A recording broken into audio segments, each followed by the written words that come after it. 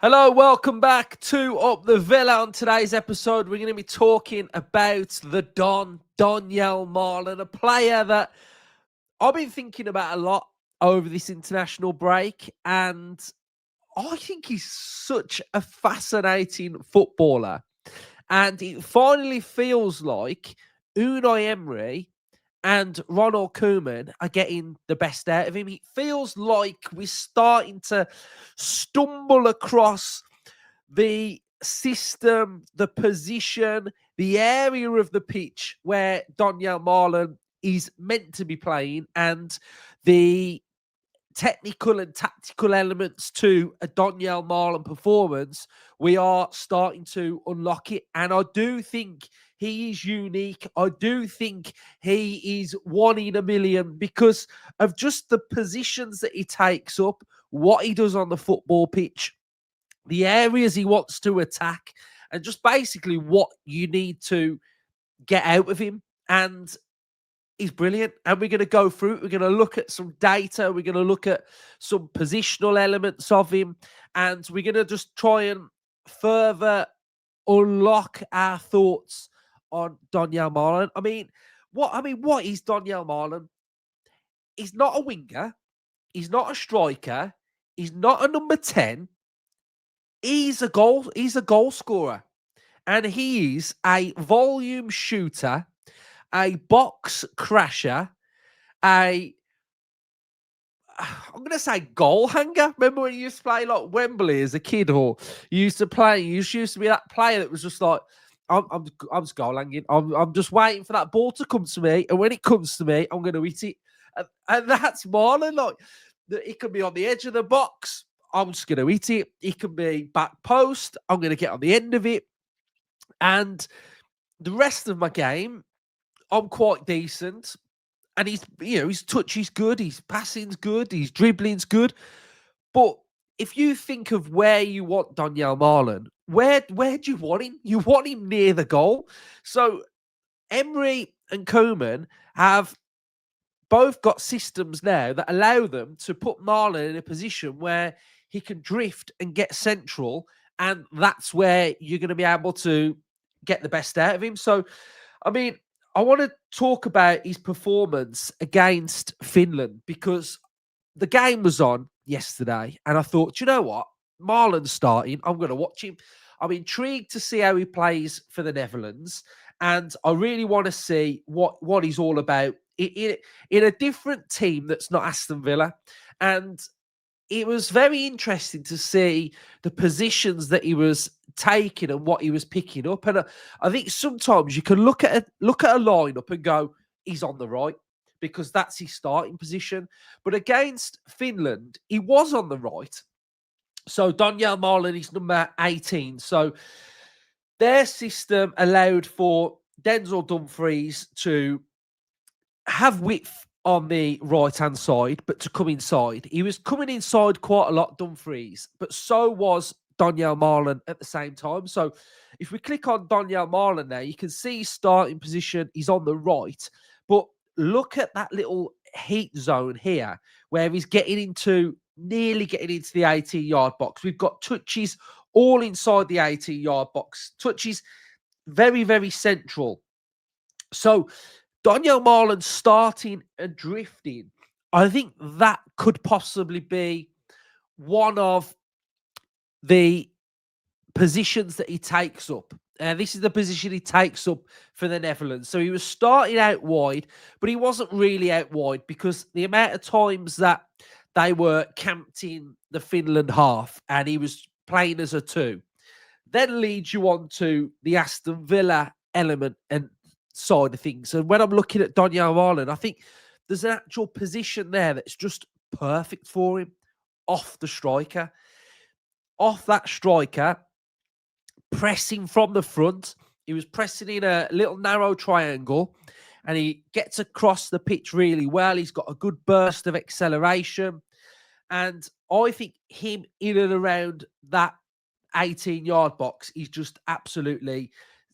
He's perfect. He's such a good player, but he's so different to everybody else because normally, as a wide player, you want to get to the byline, you want to take players on, you want to beat a man, and he was doing that in that game against the Netherlands. Yeah, you know, he was being tripled up on at some points, and it looked like that picture of like Messi when all the players are all around Donyell Malen and they're trying to shut him out. But you know, his performance was top quality.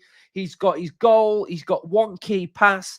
Accurate pass is 74%, which is pretty high for an attacking player as well. And we could also see that he'd got 100% passes in his own half, 4 shots, 2 on target, 1 block shot, 1 big chance missed, which was a header that he had, which he probably should have took away. He's got 1 tackle out of 1, 4 out of 10 ground duels, 1 out of 1 aerial. So a really top performance from Donyell Malen. Now, if we have a look at Villa, we've got sort of like 2 positions he can play, haven't we? We've got out on the right, or we've got him off the striker. Now, if we have a look at the lineup, obviously you can pick whatever players you want to put into a standard Villa lineup, but this is the preference for me, I think. Close to Watkins, or Watkins peeling away, Malen attacking that space, which what we saw against Burnley. And then you've got your wide right player who can either hug the touchline, which I think is Villa's best setup when we know we've got width coming from out wide. For example, if Guesson was to just go here for positional sake, and Malen is out here, I actually feel like for Villa, he's got to do more than what he does for the Netherlands. So for the Netherlands, he's able to just stay here, float, drift, get into that area. And then they've got more players that sort of like Dumfries will go into that area. So their system is like similar to Villa, but still a little bit different. So I think defensively, he's got more to do here.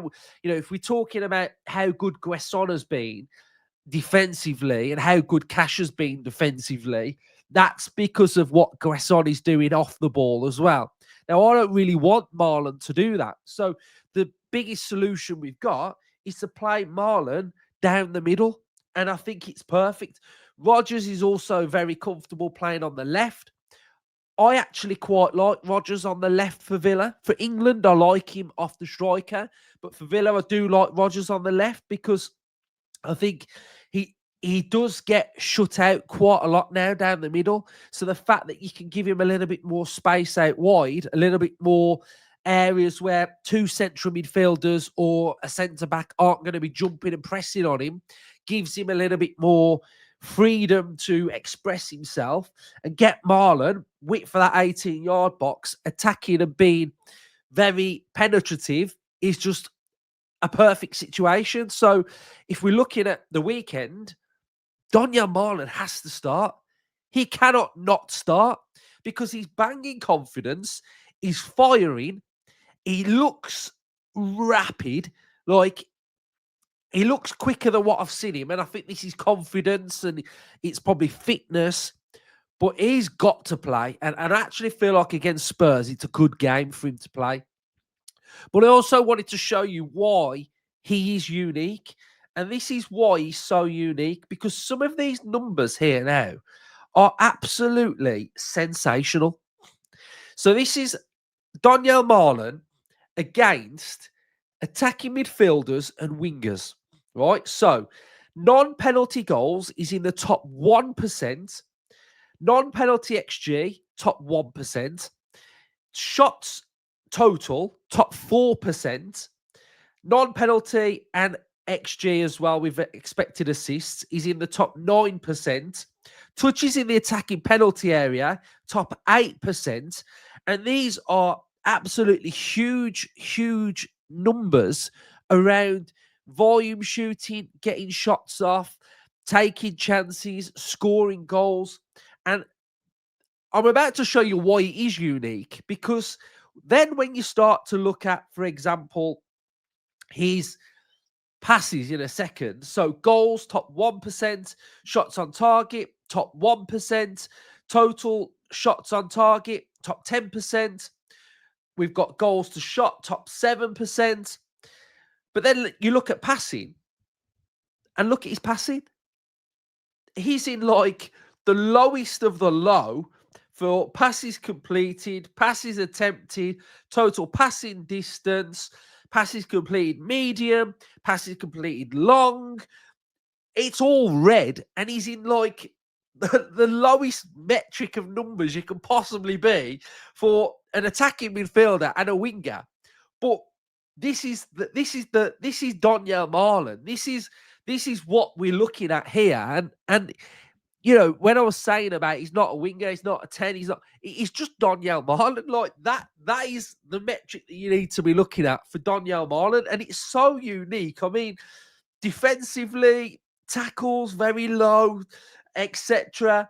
But the position that you need him to be in is on the width of the 18-yard box and let the ball fall to him. And that's where he comes alive. But also, some of his defensive work is good because his aerials are very good. Percentage of aerials won is in the top 7%. So aerially, very, very dominant. So if you need to get flick-ons, etc., he's really good at doing that. So for me, I think this highlights exactly where he needs to play. He needs to play off the striker. Down the middle, off the striker. That's how you get the best out of him. Out wide on the right for Villa, I don't think he's his position because he needs to do more than what his main attribute is. You play players in their best position. And that's what we need to do with Donyell Malen. But it's a big week for Villa. It's a big next couple of weeks because I feel like we're going to start to see where we are and what we are. I've got a couple of thoughts before we get into sort of like the actual main content of the week. And that is that if we can come out of this run now, so forget the Europa League game. I think that's a tough game away, but I think against go-ahead Eagles, we can win that. So forget that one. But if we're looking at Spurs, City and Liverpool, I think if we can come out of that in good shape and have played well, then our season is properly back on track. I think it's big because we're coming up against teams that think they can probably beat us. And I really don't think we've come up against that many teams this season that have had a go at us or gone out to have more possession, to dominate a game. Most teams we've played have sat back and we've had a shaky start, but I think we've recovered well now. And I think we're probably at a net okay. I think the fan base is net okay. And now we're about to embark on this next part of our season where if it ends up good after the next 3 games, we are back on track, back firing, back confident as a fan base, chest out, ready to go. And that's where I think we can be. And I think these games could be good for Villa because even though, like I say, we've come up against teams that have all had a low block and it's very difficult to beat a lot of teams that come out that have a low block or try and set little traps on transition to beat you. The fact that now teams will have a bit of possession, what do we do against them? What's our little trap that we want to set? Use Marlon, use Rodgers, entice a player to come towards us, ball over the top, those type of things that we can do. And yes, we might have to dig in a little bit, but defensively we look really good. I think this could suit us a little bit now, and a fresh challenge to raise our levels could be just exactly what we need. I do personally think we will be better in these 3 games than what we've probably been against Burnley, Sunderland, and say Brentford. I think we'll come out of these 3 better than what we've come out of those because I think the performances will be there and I think we'll do really well. So I'm not going to put a number on points, but I think if we go unbeaten against those 3, which I actually feel like we could do because we normally do all right against Thomas Frank teams. We beat City in the last 2 years at home. That'll be a tough game, but we can beat them. And Liverpool, by the time we play them, they could be in an even bigger crisis or they could have sorted themselves out. So I think it's exciting. I think it's really exciting. I think we're a good team, and hopefully now with Onana back, etc., Tielemans is going to be out for another 5 weeks. But I will say this, and I mean it. If Yuri Tielemans was fit against Spurs, I would still play Bogard. That is how good I think Bogard has been, and I actually feel like defensively, structurally, we look pretty good. So for me, I'd have started Bogard anyway. So it's regardless of whether Yuri was fit. And I love Yuri, and I think he's brilliant. But right now, like I say, if players are in form, keep playing them. One of my biggest frustrations in football is when a player's in form and you don't play him, and you play him out of form. Because at the end of the day, we're going to need Bogard this season. And the last thing we can do now is rest him or not play him.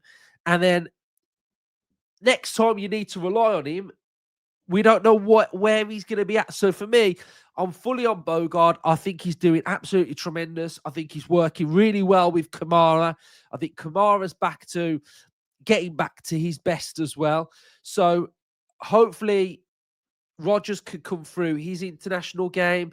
Guessana's played well for Ivory Coast as well. So things are looking good. I'm glad football's back for Villa, but I just wanted to just touch on Malen a little bit because he's a really interesting player. He's exciting, and I get really excited by watching him because he just wants to score, and I really like it. So yeah, that's what I just touch on Malen, do a little cheeky Donyell Malen episode, give my thoughts ahead of the week. We will have our match preview. All our Spurs content will be starting on Wednesday, so we'll have a full week of content starting Wednesday, heading up towards the game on Sunday, and yeah. So Villa fans, if you're liking the content, make sure you are subscribing. We're still on the way to 28k. We're not there yet. We should be. We should be hitting that number now. So if you can hit the like button as well, comment your thoughts. Up the Villa.